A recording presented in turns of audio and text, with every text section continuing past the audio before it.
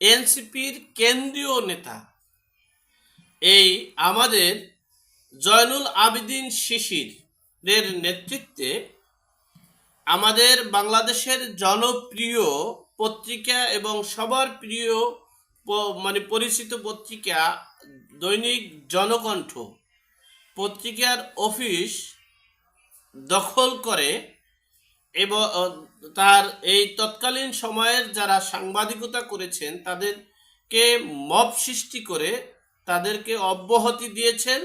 এমনকি এই পত্রিকার মালিক যিনি প্রয়াত এই আতিকুল্লাহ খান মাসুদ, তার দুই ছেলে আছেন, তাদেরকে এই অফিসে ঢুকতে দেওয়া হচ্ছে না। তাহলে আমরা কি দেখছি?